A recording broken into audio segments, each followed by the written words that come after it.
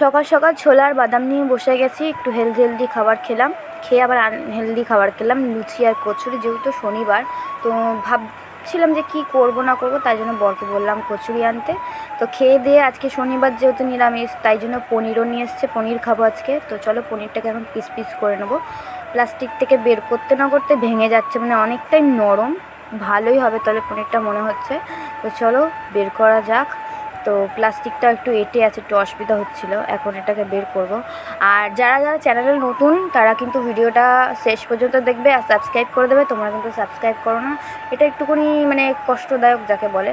তো চলো এরকম ছোটো ছোটো পিস করে নিয়েছি। এবারে এখন এগুলো আমরা কেটে সাজিয়ে নেব সুন্দর করে প্লেটের মধ্যে। আর এতটা পনির হয়েছে কেটে কুটে, চলো এটাকে রান্না করে নিই। চলো রান্না করা হয়ে গেছে, দুপুরবেলা দেখতে পাচ্ছ একটা খেয়ে তোমাদেরকে দেখাচ্ছি। মানে এতটা নরম না, ধরতে পারছি না, ভেঙে যাচ্ছিল। তো চলো খাওয়া যাক এটাকে। তো খেয়ে দেখলাম ভালোই হয়েছে তরকারিটা। আর চ্যানেলটাকে সাবস্ক্রাইব করে দেবে। Tata, bye bye.